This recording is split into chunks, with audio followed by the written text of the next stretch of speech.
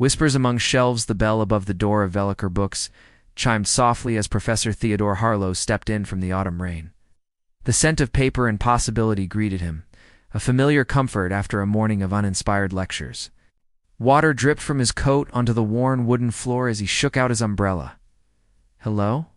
he called, but no one appeared from between the towering shelves. The small bookstore was a recent discovery for Theo, tucked away on a cobblestone street that seemed to exist outside of time. His university office had become suffocating, filled with half-written pages and disappointed expectations from his publisher. Here, among strangers and stories, he could breathe. He wandered toward the classics section, fingers trailing along spines. A small piece of paper fluttered to the floor, a handwritten note affixed to Dostoevsky's Crime and Punishment. "If you're brave enough for Russian existentialism on a rainy Tuesday, you're exactly who this book has been waiting for." Theo smiled. Charmed by the personalization in an age of algorithm recommendations, as he moved through the aisles, he discovered more notes, some philosophical, others humorous, all insightful, attached to various books.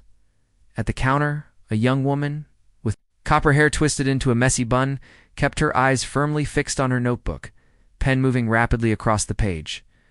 When Theo approached, she startled, quickly closing her writing and sliding a small notepad toward him. "Can I help you find something?" The pad read in elegant handwriting. "Do you write all the notes on the books?" Theo asked. She nodded, a flush creeping up her neck. She wrote again. "I'm Nora. My voice isn't reliable today. The notes help customers find what they don't know they're looking for.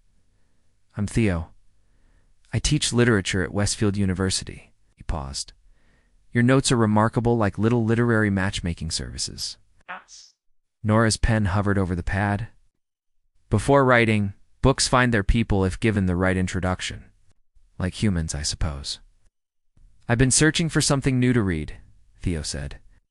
"Something that might spark some inspiration. I'm stuck in my own writing." Nora studied him for a moment, her green eyes thoughtful, but never quite meeting his. She slipped out from behind the counter and moved through the store with quiet confidence, returning with 3 books. "These spoke to me of you," she wrote. "Though we've just met, the selections were uncanny, a lesser-known work by his favorite author. A novel he'd been meaning to read for years, a poetry collection he'd never heard of, but whose first lines resonated immediately. How did you know?" he asked, genuinely surprised. "People leave clues about their souls and how they browse bookshelves," she wrote. "You touch the spines gently, but decisively. You read first sentences, not back covers. You belong to these stories." When their fingers brushed during the transaction, Nora withdrew quickly, her notepad offering a final message. "Come back and tell me which one found you." Theo left with the books and a curiosity about the woman who spoke eloquently without speaking at all. Outside, the rain had stopped, leaving the world washed clean. In his office later, surrounded by academic tomes and student papers, Theo opened the poetry collection. A small note was tucked inside. "Words fail sometimes. Books never do." Shh.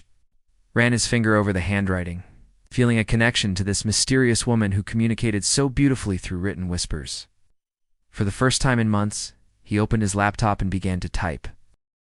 Margin notes: the October wind scattered amber leaves across the doorstep of Veliker Books as Theo pushed open the door, balancing a cardboard tray with 2 cups of tea.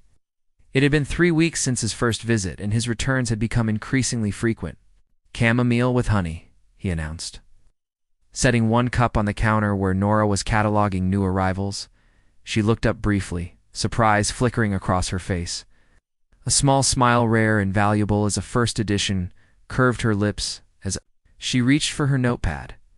"How did you know my preference?" she wrote. "The same way you knew which books would speak to me," Theo replied. "I pay attention." In truth, he had observed the tea bags in her mug on previous visits, had noticed the jar of local honey she kept beneath the counter. These small details about Nora had become as fascinating to him as any literary mystery. "Thank you," she wrote, then hesitated before adding, "The poetry worked for you." It wasn't a question, but an observation. Theo had been carrying the slim volume of poetry she'd recommended everywhere. His margins now filled with his own notes and reactions. It broke something open, he admitted. I've written more in the past 3 weeks than in the 6 months before. Nora's eyes lit up, though she still didn't meet his gaze directly. She wrote quickly, I knew it would. Your fingers lingered on works with rhythm and metaphor. You have a poet's sensibility. I've been working on a novel for years, Theo said, leaning against the counter. But lately, it's felt ... hollow. Academic rather than alive. What's it about?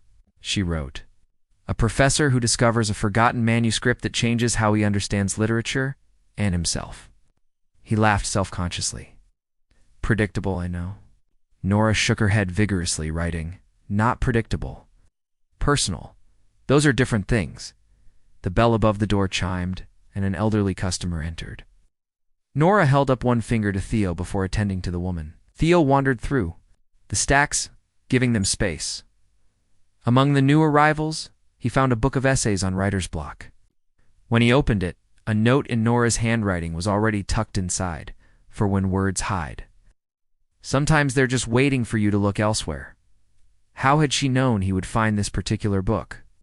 Theo felt a peculiar sensation, as if she had mapped his literary soul in their brief encounters. When the customer left, Theo returned to the counter with his selection. Do you write? He asked. Beyond your notes, I mean? Nora's pen stilled. Her shoulders tensed slightly before she wrote, I try. Nothing worth sharing. I doubt that, Theo said gently. She changed the subject. Your novel, where did it stall? When my protagonist had to confront his own mediocrity, Theo admitted, I think I was really confronting mine.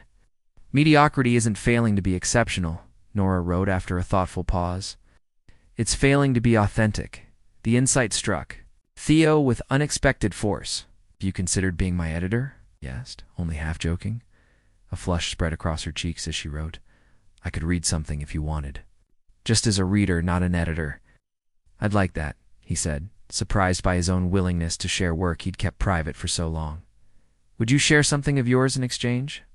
Her eyes widened and she quickly wrote, Mine isn't ready for other eyes. No pressure, Theo assured her. But sometimes words need a witness to become real. As Theo paid for his book, Nora slipped him an additional note. Try writing in places you've never written before. New spaces create new thoughts.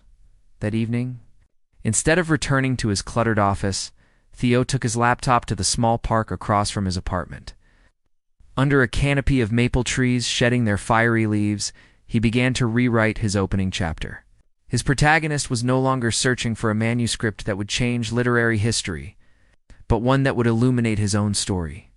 When Theo returned to his apartment, he found himself doing something unexpected, writing a letter to Nora. Not an email or text, but words on paper, the way she communicated. He described how her recommendation had shifted his perspective, how the park had indeed offered new thoughts. He ended with, Words do need witnesses. Thank you for seeing mine. Theo didn't know if he would give her the letter, but writing. It felt like continuing their conversation in the margins of books and notepads, a dialogue that existed in the spaces between spoken words, where sometimes the truest things were said. Folded chapters. November painted Rediscover books in shades of gray, raindrops tracing patterns on the windows like tears on a page. Theo entered, shaking water from his coat, his messenger bag heavy with papers and a sealed envelope containing the first 3 chapters of his revised novel for nearly a month. He and Nora had exchanged thoughts through an unconventional dialogue, his handwritten letters and her notepad responses, book recommendations that spoke directly to their current struggles, and margin notes that revealed more than either might say aloud. But today, Nora wasn't at her usual post behind the counter. Instead, a lanky young man with thick-framed glasses greeted him. Can I help you find something? The man asked. Looking for Nora, Theo replied, trying to mask his disappointment. She called in sick today. I'm Reuben, the owner. He extended his hand. You must be Professor Harlow. Nora's mentioned you. Theo felt a strange warmth at this revelation. Nothing too damning, I hope. Reuben smiled. On the contrary, she says, you're revitalizing your novel because of the poetry she recommended. He leaned forward conspiratorially. Between us, that made her weak. She doesn't connect with many customers. Her book recommendations have been transformative, Theo admitted. I brought some chapters for her to read, actually. I can put them in the safe for when she returns tomorrow.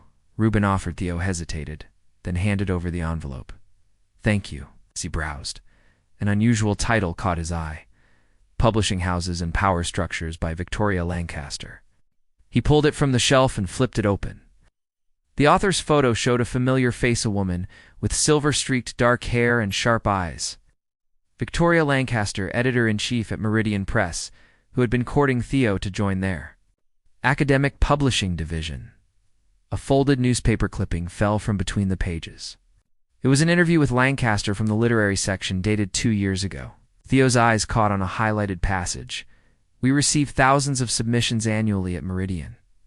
I personally rejected a manuscript last month, beautifully written but commercially unviably, about a woman who could only communicate through written notes due to selective mutism. The author clearly had talent, but lacked market awareness. Theo's heart stuttered. The coincidence seemed too precise. He approached the counter. Do you know if Nora submitted a manuscript to Meridian Press? Reuben's expression shifted. That's not really my place to discuss. Please, Theo pressed. It might be important. Sighed, yes, 2 years ago. It devastated her when Lancaster rejected it personally, said it was uncommercial despite being technically accomplished. Nora didn't write again for months. Theo felt sick. Victoria Lancaster had been calling him, weakly eager to have a university professor with publishing potential on Meridian's roster. He'd been considering it a prestigious opportunity. Does Nora know I've been in talks with Meridian? She mentioned you had a promising connection with a major publisher? Reuben's gaze sharpened. She didn't say which one. Theo purchased the book with numb fingers, his mind racing. In their written exchanges, he had mentioned promising interest from a publisher, but never specified Meridian. Would Nora see his connection to Lancaster as a betrayal? The next morning, Theo arrived at Veliker as the open sign was being turned. Nora was arranging a display of winter-themed novels, her copper hair pulled back severely, emphasizing the pallor of her face. She looked up when he entered, her expression unreadable. She reached for her notepad. Did you leave something for me? My chapters, Theo confirmed. But there's something else I need to explain. She held up her hand, then wrote. I read them last night. Your writing is beautiful. Meridian will be lucky to publish it. The emphasis on the publisher's name was unmistakable. Nor about Meridian. She cut him off with more writing, Reuben told me. Victoria Lancaster has been pursuing you. Congratulations, her handwriting was more jagged than usual, betraying emotions her face concealed. I didn't know she rejected your manuscript, Theo said quietly. I would never have. It doesn't matter, she wrote. My writing isn't commercial. Yours has potential. That's not true, Theo insisted. Lancaster's metrics for success are purely financial. Nora's pen moved rapidly. Please don't patronize me. We've all heard that comfort before. Let me read your manuscript, Theo urged. The real one, not just notes and books. Nora's shoulders stiffened. She wrote a final note and handed it to him. I need time. Please respect that. She disappeared into the back room, leaving Theo alone among the shelves that had brought them together. Outside, rain fell harder. Theo opened his umbrella and walked aimlessly through wet streets, Lancaster's book weighing his bag like a stone. The chapters he'd given Nora represented his most honest writing in years, inspired by her insights, her way of seeing the world through literature. Now that connection felt threatened by his unwitting association with the woman who had dismissed her work. His phone buzzed. Victoria Lancaster, calling again. He silenced it and continued walking, wondering how words, the very things that had drawn him to Norak, could now stand like walls between them. Some stories, it seemed, weren't as simple as they appeared on the page. Unwritten words, December arrived with bitter winds and a persistent emptiness in Theo's routine. For 2 weeks, Veliker Books had been his destination every afternoon, only to find Reuben at the counter with the same apologetic shake of his head. She's not in today. No explanation. No returned messages left with Reuben, just absence. On the 15th consecutive day, Theo arrived with determination rather than hope. "I need to know if she's all right," he insisted. Reuben sighed, removing his glasses to clean them methodically. "Physically, yes. Otherwise, ... double quotes." He shrugged. "She's taking personal leave." "Working on something at home? Her manuscript?" Theo asked. "She didn't say. But she asked me not to give you her address." Reuben's expression softened at Theo's visible deflation. "Look, I've known Nora for years. Her silence isn't always rejection. Sometimes it's concentration." Theo nodded, though the distinction offered little comfort. "Will you give her something from me? One last time? Can try?" Reuben agreed. That night, Theo sat at his desk, surrounded by stacks of student papers needing grades before the holiday break. Instead, he pulled out a fresh sheet of paper and began to write. "Dear Nora, you once wrote that words fail sometimes. I've discovered how profoundly true that is in your absence. The bookstore feels wrong without your notes. The books seem quieter, as if they miss your introductions. I've declined Meridian's offer. It's not because of what happened between us, though that clarified things. I declined because you were right. Authenticity matters more than marketability. Victoria Lancaster wants books that fit existing molds. Want to write something true, even if it reaches fewer hands. The chapters I gave you were the beginning of that truth. They're about a professor who discovers that his academic approach to literature has distanced him from its real purpose connection.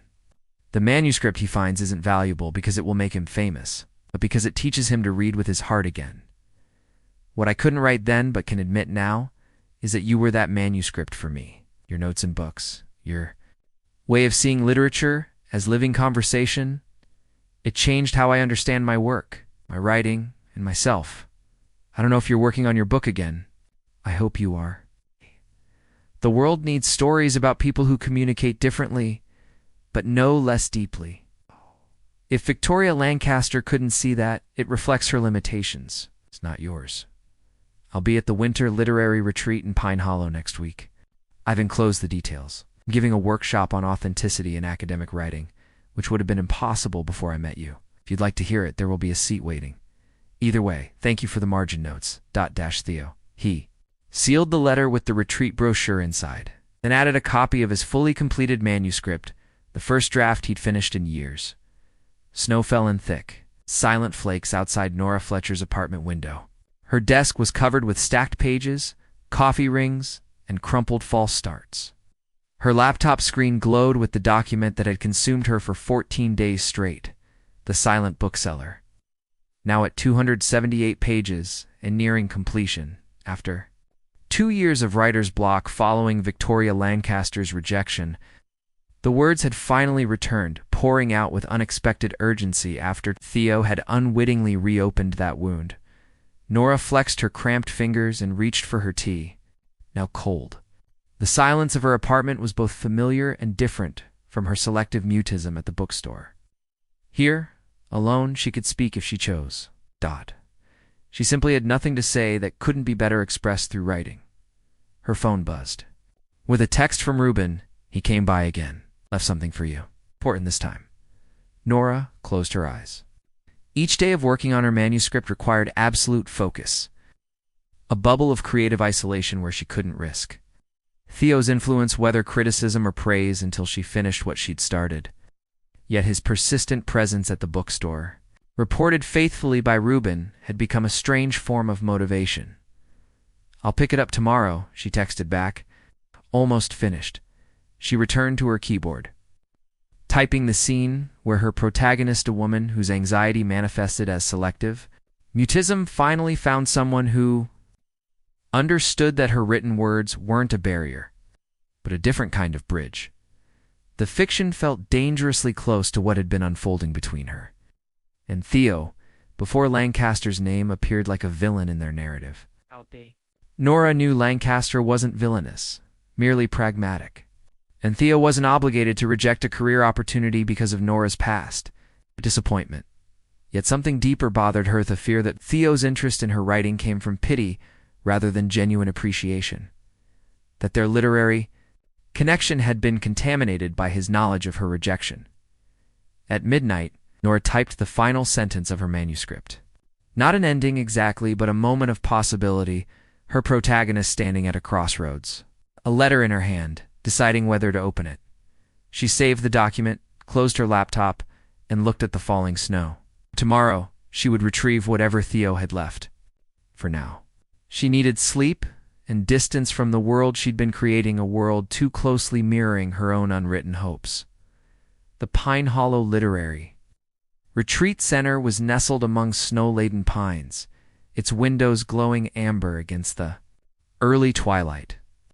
Theo checked his watch again as attendees filed into the lodge's main hall for his workshop. Each new arrival sent a surge of anticipation through him, followed by disappointment when none proved to be Nora. "Professor Harlow, we're ready to begin?" the event coordinator prompted. Theo nodded, gathering his notes. As he approached the podium, he scanned the room one final time, his gaze catching on a figure slipping through the back door copper, hair partially hidden under a knitted hat. A familiar notebook clutched in gloved hands. Their eyes met across the room, and for the first time, Nora didn't look away. Bound together, the applause following Theo's workshop faded as attendees filed out of the hall, leaving behind the lingering energy of inspired minds. He gathered his notes mechanically, his attention fixed on the copper-haired figure still seated in the back row. Nora remained motionless, her notebook open in her lap, pen poised as if capturing final thoughts. When the last participant departed, she finally stood, approaching with deliberate steps that betrayed neither hesitation nor hurry. She stopped at the edge of the small stage and extended her notebook. "Your words about authentic academic writing weren't academic at all. Oh. They were honest." Theo descended the steps until they stood at equal height. "Honesty is the only thing worth teaching," he said quietly, "or writing." Snow fell beyond the tall windows, enclosing them in a pocket of warmth and suspended time. The retreat center had emptied for dinner, leaving them alone in the cavernous room. "I finished my manuscript," Nora wrote. "All 302 pages." "Congratulations," Theo said, genuine admiration warming his voice. "May I ask what made you complete it now?" Nora's pen hovered over the page for a long moment before she wrote, "Sometimes we need to finish stories to understand them, even our own." She reached into her messenger bag and withdrew a thick stack of papers bound with a simple clip. The title page read "The Silent Bookseller" by Nora Fletcher. "You're trusting me with this?" Theo asked, understanding the significance of the gesture. "You trusted me with yours," she wrote. "Fair exchange." "Would you walk with me?" Theo asked. "There's a path around the lake. You don't have to talk or write, just companion reading." Nora nodded, and they bundled in their winter gear before stepping into the crystalline evening. The path was illuminated by small solar lights embedded in the snow, creating a glowing trail through the darkness. They walked side by side, the silence comfortable rather than strained, their breath forming twin clouds in the frigid air. At a wooden gazebo, overlooking the frozen lake, they stopped. Theo brushed snow from a bench, and they sat together. Opening each other's manuscripts like sacred texts, time dissolved as they read. Occasionally one would pause to glance at the other's expression, catching a smile or a furrowed brow that revealed engagement with the story. No commentary passed between them, just the sound of turning pages and the distant call of a night bird. Theo finished first. Closing the manuscript with reverent care, he waited, watching Nora complete the final pages of his novel, her eyes moving rapidly across his words. When she finally looked up, her expression was luminous. She reached for her notebook. "You rewrote your ending." "Yes," Theo confirmed. "The professor doesn't find fame through the manuscript. He finds his voice." "Like you did," she wrote. "'Cause of you," he admitted. "Your book, it's extraordinary, Nora. The way you've captured the experience of communicating differently in a world that values only one kind of voice. It's revelatory." Nora's cheeks flushed pink above her scarf. She wrote slowly, "Victoria Lancaster was right about one thing. It's not commercial. But I no longer care." "It deserves to be published," Theo insisted. "Not by Meridian, but by someone who understands its value." She looked at him thoughtfully before writing, "What if we published our books ourselves? Created something new, a press for voices that exist in the margins?" The idea struck Theo with unexpected force. A literary press? For stories that communicate differently, she elaborated. Academic writing that speaks to the heart. Fiction that challenges how we define conversation. Poetry that exists in the spaces between traditional forms. Margin notes. Press, Theo suggested, the concept crystallizing as he spoke. Nora's smile emerged, no longer shy, but radiant. She wrote, "We could start small, our 2 books, see what happens." It would mean leaving the university, Theo mused. Taking a risk.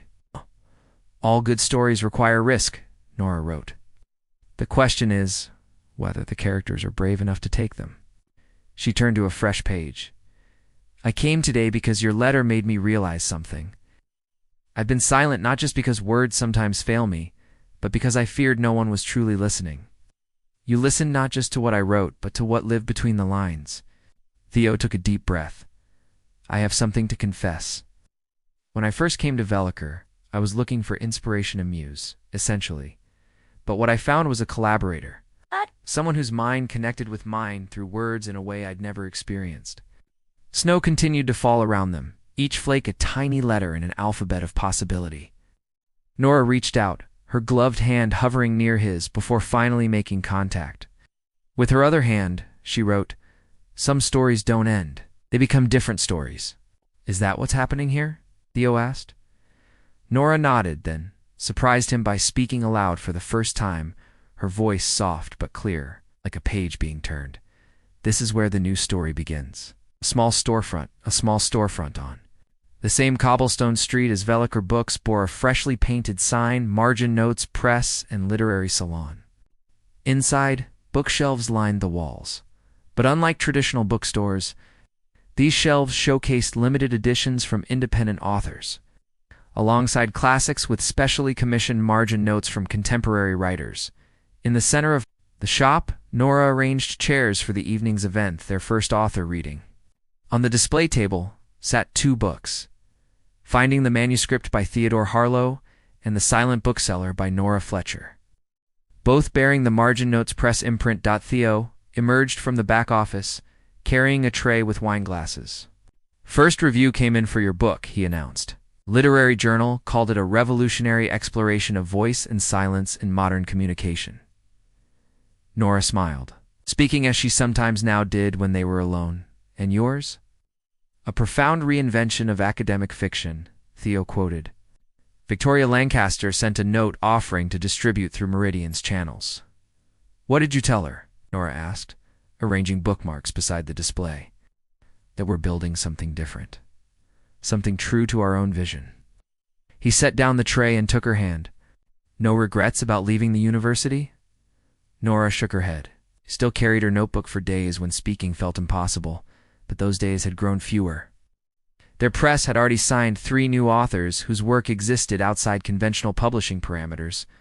"The only books worth writing are the ones that change us," she said softly. "And the only lives worth living are the ones brave enough to become new stories." Outside, rain began to fall, drumming against the windows in a rhythm like turning pages. Inside, 2 writers who had found their voices, one in silence, one in authenticity, prepared to welcome readers, seeking stories that spoke in different languages of the heart. On the wall behind the register hung a framed note in Nora's handwriting, "For words that live in margins until they find their witness." Beside it, in Theo's hand, and 4 stories that begin where others might end. The bell above the door chimed as their first guests arrived, and together they stepped forward to welcome them, no longer characters in separate narratives, but co-authors of a story still being written, 1 page at a time.